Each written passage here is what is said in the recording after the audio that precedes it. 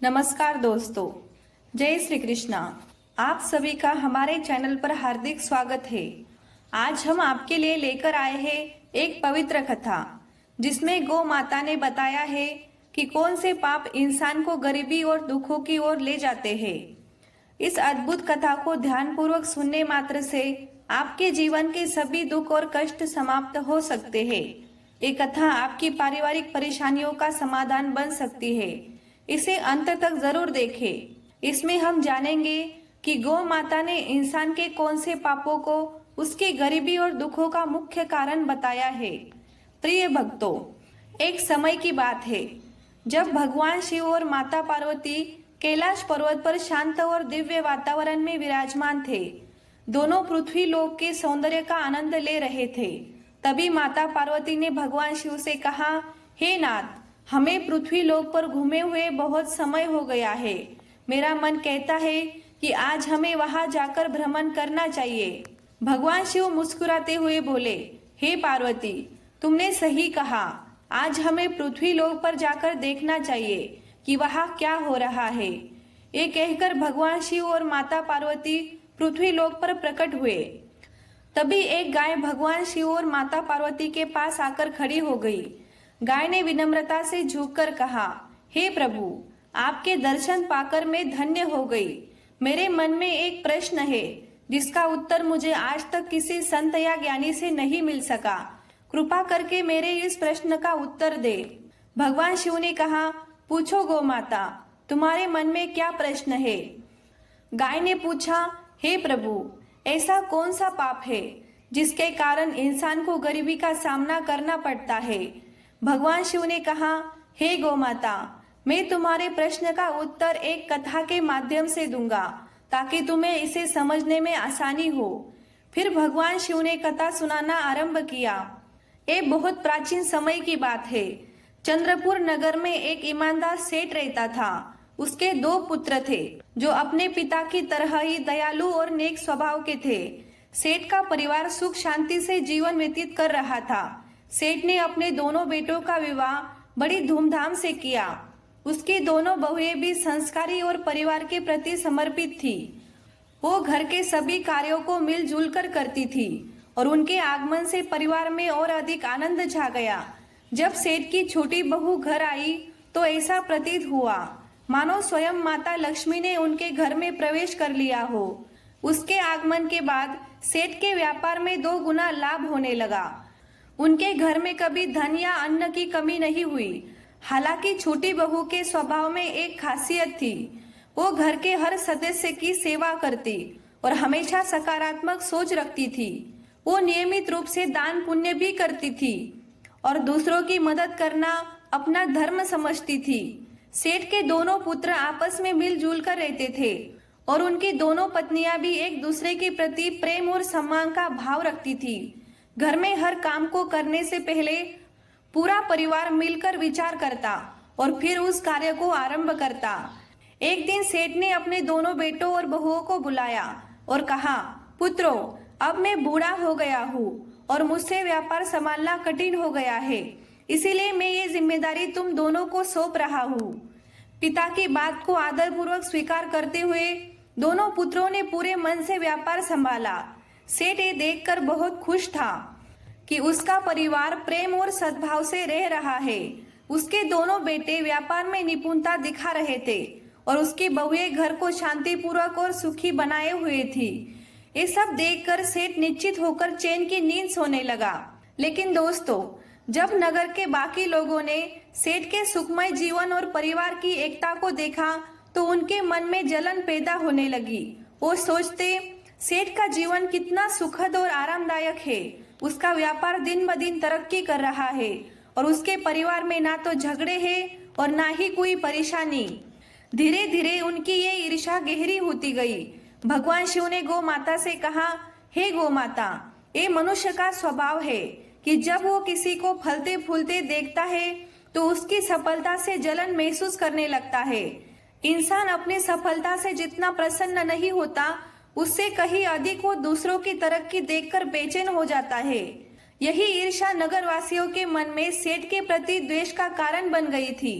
नगरवासी सोचने लगे, कि किस प्रकार सेठ के सुखी और समृद्ध जीवन में विघ्न उत्पन्न किया जाए।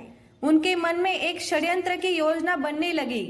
कुछ लोगों ने सेठ के कुल पंडित के पास जाकर उनसे कहा, हे पंडित जी, आप इतने अभाव में जीवन बिता रहे हैं, जबकि आपका सेवक ऐश्वर्य और वैभव में डूबा हुआ है। वो अपनी बहुओं के हाथ का स्वादिष्ट भोजन करता है और हर प्रकार के सुख सुविधा का आनंद लेता है। पंडित ने उनकी बात सुनकर शांतिपूर्वक पूछा, आप ये सब क्यों कह रहे हैं? आपकी बात का मतलब क्या है? नगर वासियों ने कहा, पंडित जी, आप ही सोचिए, सेठ ने आपको आखिरी बार अपने घर कब बुलाया था? वो अब आपके द्वारा यज्ञ और पूजा कराना भूल गया है। आपके बिना ही वो अपने जीवन का आनंद ले रहा है। क्या ये आपका अपमान नहीं है? अगर सेठ आपको यज्ञ और पूजा के लिए नहीं बुलाएगा तो आपकी कमाई कैसे होगी? आपको दान दक्षिणा कैसे मिलेगी? यदि ये स्थिति बनी रही तो आपका परिवार भूखा रह जाएगा। पंडित ने ये बात सुनकर सोचा, ये तो सच है। सेठ ने बहुत समय से मुझे अपने घर आमंत्रित नहीं किया है। उसका जीवन सुखमय है, लेकिन मेरा जीवन कठिनाइयों से गुजर रहा है। इस विचार ने उनके मन में बेचैनी पैदा कर दी। नगर वासियों ने इसे भांपते हुए कहा, यदि आप चाहते हैं कि आपका जीवन सुखद बने और आपको दान दक्षिणा मिले, तो आपको ऐसा उपाय करना होगा जिससे सेठ के घर में कुछ कठिनाइयां उत्पन्न हो। जब उसके घर में अशांति होगी तभी वो आपसे समाधान मांगने आएगा और आपको हवन पूजन के लिए बुलाएगा। इतना कहकर नगरवासी पंडित को भड़काकर अपने अपने घर चले गए। उनकी बातों से प्रभावित होकर पंडित गहरे चिंतन में डूब गया। उन्होंने सोचा, अब मैं ऐसा क्या करूं जिससे सेठ के घर में झगड़ा हो और उसके व्यापार में हानि हो। चिंता से घिरे पंडित ने अंत में अपने गुरु के पास जाने का निश्चय किया। वो उनके पास पहुंचे और बोले, हे गुरुदेव, कृपा करके मेरी सहायता करें। नगरवासी मुझे ये समझा रहे थे कि यदि मैं सेठ के जीवन में विघ्न नहीं डालता तो मेरा परिवार भूखा मर जाएगा। जैसे एक मछली का जीवन तालाब के पानी पर निर्भर करता है, वैसे ही मेरा जीवन यजमानों के दान पर निर्भर करता है। यदि आप मेरी मदद नहीं करेंगे तो मेरा परिवार संकट में आ जाएगा। गुरु ने शिष्य की समस्या सुनने के बाद कहा, हे शिष्य, चिंता मत करो, अपनी समस्या विस्तार से बताओ, मैं अवश्य इसका समाधान करूंगा। पंडित ने उत्तर दिया, हे गुरुदेव, मैं चाहता हूँ कि उस सेठ के जीवन में समस्याएं उत्पन्न हो, उसके घर में झगड़े हो और उसके व्यापार में नुकसान हो, तभी वो मुझे अपने घर पूजा पाठ के लिए बुलाएगा। गुरु ने ध्यान पूर्वक उसकी बात सुनी और कहा, हे शिष्य, तुम्हारे द्वारा बताई गई बातों का मूल कारण जानना आवश्यक है। व्यापारी के सुखमय जीवन और सफलता का मुख्य कारण उसकी छोटी बहू है। वो भगवान विष्णु और माता लक्ष्मी की नित्य पूजा करती है। उसी के कारण सेठ के घर में दिव्य कृपा बनी हुई है। जब से वो बहू इस घर में आई है, तब से सेठ का जीवन धन धान्य से परिपूर्ण और सुखमय हो गया है। ऐसी धार्मिक और गुणवान स्त्री जिस घर में होती है, वहाँ कभी अशांति और अभाव नहीं होते। पंडित ने ये सुनकर कहा, हे गुरुदेव, यदि ऐसा है तो क्या कोई उपाय है जिससे सेठ के घर में अशांति और व्यापार में हानि हो सके? गुरु ने गंभीर स्वर में कहा, यदि तुम अपने स्वार्थ के लिए ऐसा करना चाहते हो तो एक उपाय है। हे शिष्य, यदि तुम अपनी इच्छा पूरी करना चाहते हो तो तुम्हें एक साधारण उपाय करना होगा। सेठ के घर जाओ और उससे पीतल का एक लोटा मांग लो। उस लोटे को अपने घर ले जाकर रख देना। जब तुम ऐसा करोगे तो कुछ ही समय में सेठ के व्यापार में नुकसान होने लगेगा। उसके घर में उसके बेटे आपस में झगड़ने लगेंगे। सेठ का जीवन कठिनाइयों से भर जाएगा। तब वो तुम्हें अपने घर पूजा पाठ के लिए बुलाएगा। गुरु की सलाह सुनकर पंडित ने उनका धन्यवाद किया और अपने घर लौट आया। अगले दिन सुबह स्नान और ध्यान करने के बाद पंडित सेठ के घर पहुंचा। उस समय सेठ आराम कर रहा था। पंडित की आवाज सुनकर वो बाहर आया। अपने कुल पंडित को देखकर सेठ अत्यंत प्रसन्न हुआ। उसने उनका स्वागत किया और कहा, आइए पंडित जी, इतने दिनों बाद आपके दर्शन हुए हैं। सब कुशल मंगल तो है ना? पंडित ने कहा, सब ठीक है, बस इधर से गुजर रहा था तो सोचा आपसे भेंट कर लूं। सेठ ने उत्सुकता से कहा, आपका आगमन हमारे लिए सौभाग्य की बात है। इसमें मैं आपकी क्या सेवा कर सकता हूँ? बस पीने के लिए एक लोटा पानी दे दीजिए और पानी पीतल के लोटे में ही लाना। सेठ कहता है, ठीक है पंडित जी। फिर सेठ पानी लेकर आता है। पंडित ने मन ही मन एक योजना बनाई। उसने सेठ से कहा, बेटा, ये लोटा तो बहुत सुंदर है, क्या आप इसे मुझे दे सकते हो? सेठ ने मुस्कुराते हुए कहा, पंडित जी, ये तो मामूली बात है, आप इसे खुशी खुशी ले जाइए। पंडित मन ही मन प्रसन्न हो गया। उसने सोचा, आज मैंने सेठ के सुख संपत्ति पर चोट कर दी है, अब उसके घर की खुशियां समाप्त हो जाएगी और व्यापार में हानि होगी। तब वो मुझसे पूजा पाठ करवाने आएगा और मैं उससे अच्छी दक्षिणा लूंगा। पंडित लोटा लेकर अपने घर आ गया और उसे एक कोने में रख दिया। वो बेसब्री से इंतजार करने लगा कि व्यापारी कब उसे बुलाएगा। लेकिन दिन बीतते गए। 10 दिन, 15 दिन, फिर 20 दिन हो गए, पर सेठ की ओर से कोई संदेश नहीं आया। पंडित ने थक हारकर अपने गुरु का सहारा लिया और बोला, हे गुरुदेव, मैंने सेठ से पीतल का लोटा मांग लिया था, लेकिन 20 दिन बीत चुके हैं। सेठ का जीवन पहले की तरह सुख शांति से भरपूर है। मेरा षड्यंत्र विफल हो गया। गुरु ने अपनी दिव्य दृष्टि का उपयोग करते हुए स्थिति का अवलोकन किया। कुछ पल बाद उन्होंने कहा, हे शिष्य, मैंने तुम्हें पहले ही बताया था कि सेठ की छोटी बहू बहुत चतुर और वास्तुशास्त्र में विश्वास करती है। जब सेठ तुम्हारे लिए पानी लेकर आ रहा था, उसी समय उसकी छोटी बहू ने अपने ससुर से वो लोटा लिया और उसका पानी गौ माता को पिला दिया। इसी कारण से सेठ के घर की सुख समृद्धि बनी रही और तुम्हारी योजना निष्फल हो गई। लेकिन तुम चिंता मत करो, अब तुम सेठ के घर जाकर उसकी गौ माता मांग लो। जिस घर में गौ माता होती है वहाँ हमेशा सुख शांति रहती है। यदि सेठ की गौ माता को तुम अपने घर ले आओगे तो उसके घर में दुख और अशांति आ जाएगी। गुरु की बात सुनकर पंडित फिर से खुश हो गया। उसने गुरु का धन्यवाद किया और अगली सुबह सेठ के घर जाने की योजना बनाई। अगले दिन स्नान करने के बाद पंडित सेठ के घर पहुंचा। सेठ ने दरवाजा खोला और अपने कुल पंडित को देखकर खुशी से उनका स्वागत किया। वो उन्हें अंदर ले गया और स्वादिष्ट भोजन परोसा। भोजन के बाद सेठ ने पूछा, पंडित जी, आज आपके आगमन का क्या कारण है? सब कुशल तो है? पंडित ने दुखी स्वर में कहा, बेटा, इस समय मैं बड़ी कठिनाई में हूँ। मेरी गौ माता ने दूध देना बंद कर दिया है। मेरे छोटे बच्चे को दूध की अत्यंत आवश्यकता है।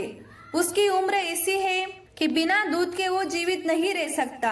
आपसे निवेदन है कि कृपा करके अपनी गौ माता मुझे दे दे, ये आपका बड़ा उपकार होगा। सेठ ने सोचा, ये हमारे कुल पंडित है, इनकी सहायता करना पुण्य का कार्य होगा। गोदान से मुझे बड़ा फल मिलेगा। उसने कहा, पंडित जी, आप चिंता ना करें, मैं आपको गौ माता दे देता हूँ। जैसे ही सेठ गौ माता को लेकर पंडित की ओर बढ़ा, उसकी छोटी बहू तेजी से वहां आई और ससुर को रोकते हुए बोली, पिताजी, ये गौ माता कहाँ ले जा रहे हैं? सेठ ने उत्तर दिया, बेटी, हमारे कुल पंडित आए हैं, उनकी गौ माता ने दूध देना बंद कर दिया है, इसीलिए मैं उन्हें ये गौ माता दे रहा हूँ। छोटी बहू ने समझदारी से कहा, पिताजी, कृपा करके थोड़ी देर रुके, मैं अभी आती हूँ। वो अंदर गई और एक कटोरी में हल्दी और चंदन का घोल बनाकर लाई। उसने उस घोल से गौ माता की सींग पर तिलक किया और शेष घोल घर के मंदिर के पास रख दिया। वो फिर ससुर से बोली, पिताजी, अब आप इस गौ माता को पंडित जी को दे सकते हैं। छोटी बहू की समझदारी ने सेठ के घर की समृद्धि को एक बार फिर से सुरक्षित कर दिया। पंडित गौ माता लेकर सेठ के घर से निकलता है और खुशी खुशी उसे अपने घर के आंगन में बांध देता है। वो सोचता है, अब कुछ ही दिनों में सेठ को अपने घर की समस्याओं का सामना करना पड़ेगा और वो मुझे पूजा पाठ के लिए बुलाएगा।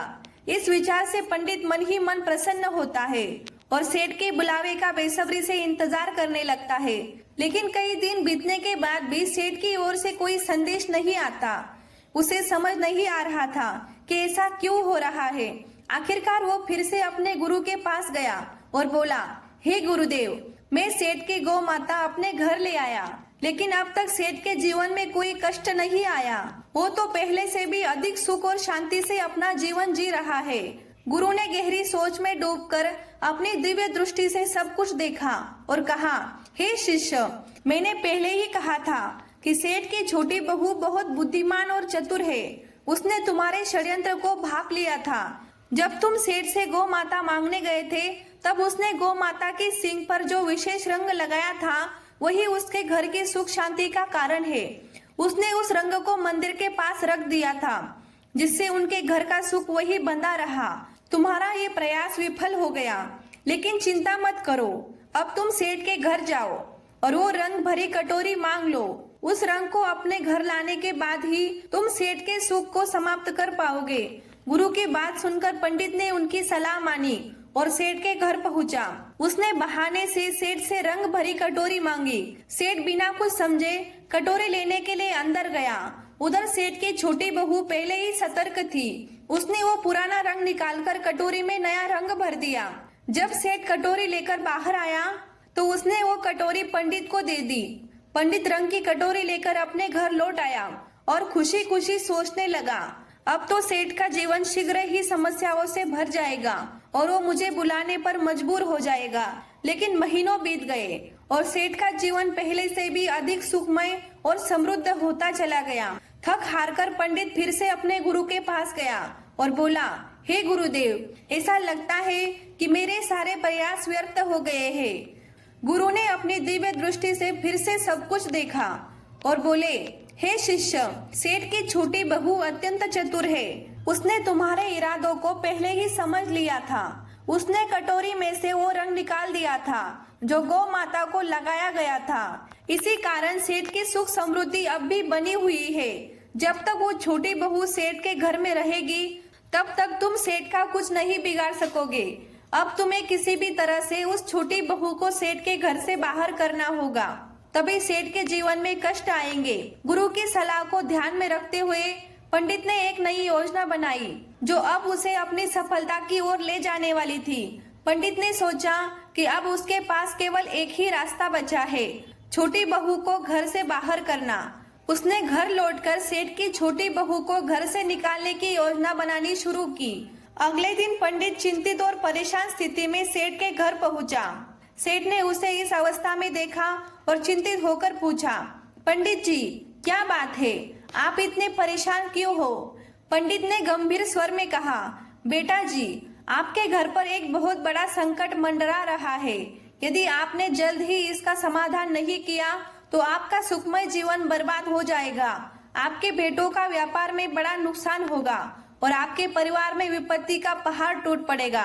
सेठ ये सुनकर घबरा गया और चिंतित स्वर में बोला, पंडित जी, ये आप क्या कह रहे हैं? कृपा करके हमें इस संकट से बचने का उपाय बताइए। आप हमारे कुल पंडित हैं, जो भी आप कहेंगे हम अवश्य करेंगे। पंडित ने सेठ की घबराहट को भांप लिया और समझ गया कि अब वो अपने जाल में फंस चुका है। उसने कहा, बेटा जी, आपके घर के दुखों का कारण आपकी छोटी बहू है। वो बहुत चतुर है और आपके परिवार में फूट डाल रही है। अगर आप चाहे तो मैं आपको एक उपाय बताऊं, जिससे आप अपनी खुशियों को फिर से पा सकते हैं। सेठ ने पूछा, क्या उपाय है पंडित जी? पंडित ने एक गहरी सांस ली और कहा, आपको अपनी छोटी बहू को घर से बाहर निकालना होगा, तभी आपके परिवार में शांति और सुख लौटेगा। सेठ की आंखों में घबराहट थी, लेकिन वो पंडित की बातों को गंभीरता से सुनने लगा। पंडित जानता था कि अब वो सेठ को अपनी योजना में पूरी तरह से फंसा चुका है। पंडित ने सेठ से कहा, बेटा जी, इस संकट से बचने का केवल एक ही उपाय है। आपकी छोटी बहू आपके परिवार के लिए एक बड़ा संकट बन चुकी है। जब तक वो इस घर में रहेगी, आपका और आपके परिवार का दुर्भाग्य दूर नहीं होगा। मैं तो यही सलाह दूंगा कि आप उसे तुरंत अपने घर से निकाल दे। पंडित की इन बातों पर पहले तो सेठ को विश्वास नहीं हुआ, लेकिन बार बार पंडित के जोर देने पर उसने उसकी बातों पर गंभीरता से सोचना शुरू कर दिया। सेठ ने कहा, पंडित जी, जैसा आप कह रहे हैं मैं वैसा ही करूंगा। आप बताइए, मुझे अपनी बहू को कब घर से निकालना चाहिए? पंडित ने उत्तर दिया, बेटा जी, समय को व्यर्थ मत कीजिए। ये कहकर पंडित मन ही मन प्रसन्न होते हुए अपने घर लौट आया। वो सोच रहा था कि अब उसकी योजना पूरी होने वाली है और सेठ का सुख खत्म होने में देर नहीं लगेगी। वही सेठ इस स्थिति में अत्यंत उदास हो गया। वो सोचने लगा, मेरी छोटी बहू तो बहुत अच्छे स्वभाव की है। वो न केवल मेरी सेवा करती है बल्कि पूरे परिवार का ख्याल भी रखती है। लेकिन फिर उसने सोचा, अगर वो सच में परिवार के लिए संकट बन रही है तो मुझे इस कठोर कदम को उठाना पड़ेगा, क्योंकि मेरे लिए परिवार की सुरक्षा और भलाई सबसे पहले है। इस सोच के साथ सेठ अपनी छोटी बहू के पास गया और दुखी मन से कहा, बहू, मुझे ये कहते हुए बहुत दुख हो रहा है, लेकिन तुम्हें इस घर को आज ही छोड़ना होगा। तुम्हारी वजह से हमारे परिवार पर एक बड़ी विपत्ति आ सकती है। ससुर की बात सुनकर बहू कुछ पल के लिए स्तब्ध रह गई। फिर उसे समझ में आ गया कि ये सब दुष्ट पंडित की साजिश है। उसने कहा, पिताजी, यदि यही आपकी इच्छा है तो मैं इस घर को छोड़ दूंगी। ये सुनकर सेठ का छोटा बेटा गुस्से और दुख से भर जाता है। वो अपने पिता के पास जाता है और कहता है, पिताजी, यदि मेरी पत्नी को इस घर में स्थान नहीं मिल सकता तो मैं भी इस घर में नहीं रह सकता। मैं अपनी पत्नी के साथ कहीं और चला जाऊंगा। छोटा बेटा और उसकी पत्नी घर छोड़कर शहर चले गए, जहां उन्होंने एक छोटे से किराए के मकान में रहना शुरू किया। सेठ का छोटा बेटा अत्यंत मेहनती और ईमानदार था। कुछ समय बाद उसने शहर में अपना छोटा सा व्यापार शुरू किया, जो उसकी लगन और ईमानदारी के कारण तेजी से बढ़ने लगा। धीरे धीरे वो संपन्न हो गया और उसने शहर में अपना खुद का घर खरीद लिया। वही सेठ का घर पंडित की चालों के कारण धीरे धीरे बर्बादी की ओर बढ़ने लगा। घर में हर दिन झगड़े और कलह होने लगे। सेठ का बड़ा बेटा, जो पहले व्यापार में पूरी तरह मन लगाता था, अब बुरी संगति में फंस गया। वो बिना किसी बात के धन उड़ा रहा था। पंडित पूजा पाठ के बहाने सेठ से लगातार धन लेता रहा और धीरे धीरे सेठ की सारी जमा पूंजी समाप्त हो गई। व्यापार भी पूरी तरह से बंद हो गया और सेठ का परिवार कर्ज में डूब गया। अब स्थिति ये हो गई थी कि सेठ के घर खाने पीने का भी घोर अभाव होने लगा। उसने सोचा, मेरी जिंदगी अब किसी काम की नहीं रही। आत्महत्या के अलावा मेरे पास कोई और रास्ता नहीं बचा। इसी विचार के साथ वो नदी की ओर बढ़ने लगा, लेकिन रास्ते में उसकी भेंट एक तेजस्वी संत से हो गई। संत के चेहरे पर एक दिव्य प्रकाश था, माथे पर चंदन का टीका था और उनके लंबे केश थे। संत को देखकर सेठ ने उन्हें प्रणाम किया और उदास मन से आगे बढ़ने लगा। संत ने सेठ को देखा और कहा, हे पुत्र, ठहरो, तुम्हें इतनी चिंता क्यों हो रही है? क्या बात है? सेठ ने रुककर संत के समक्ष अपना पूरा हाल सुनाया। उसकी बातें सुनकर संत ने तुरंत स्थिति को समझ लिया और बोले, हे पुत्र, तुम्हारे जीवन में सभी परेशानियां उसी दिन से शुरू हुई जब तुमने अपनी छोटी बहू को घर से निकाला। वो साक्षात माता लक्ष्मी का रूप है। उसकी भगवान के प्रति निष्ठा और नित्य पूजा पाठ के कारण तुम्हारे घर में सुख समृद्धि बनी रहती थी। संत की बातें सुनकर सेठ को अपनी गलती का एहसास हुआ। वो तुरंत शहर गया और अपने छोटे बेटे के घर पहुंचा। वहां जाकर अपनी छोटी बहू के सामने हाथ जोड़कर क्षमा मांगते हुए बोला, बहू, मुझे माफ कर दो। मैंने उस दुष्ट पंडित की बातों में आकर तुम्हें घर से निकाल दिया, लेकिन सच्चाई ये है कि तुम हमारे परिवार की लक्ष्मी हो। जब तक तुम घर में थी, सुख और शांति बनी रही, लेकिन तुम्हारे जाने के बाद से हमारा घर क्लेश और दुखों से घिर गया है। हमारा व्यापार पूरी तरह से ठप्प हो चुका है। ससुर की ये बात सुनकर छोटी बहू ने कहा, पिताजी, आप चिंता ना करें, मैं तुरंत घर लौटती हूँ। ये घर भी मेरा है और वो घर भी मेरा ही है। मैंने पहले ही समझ लिया था, पंडित ने हमें घर से बाहर करने के लिए षड्यंत्र रचा है। फिर वो अपने ससुर और पति के साथ खुशी खुशी घर लौट आई। मित्रों, इस संसार में कई लोग होते हैं जो दूसरों की खुशियों से जलते हैं और उन्हें बर्बाद करने का प्रयास करते हैं, लेकिन ये हम पर निर्भर करता है कि हम किसकी बातों पर भरोसा कर रहे हैं और किसे अपनी राह का हिस्सा बनाते हैं। अगर आपको ये वीडियो अच्छा लगे तो वीडियो को लाइक और चैनल को सब्सक्राइब जरूर करें। धन्यवाद।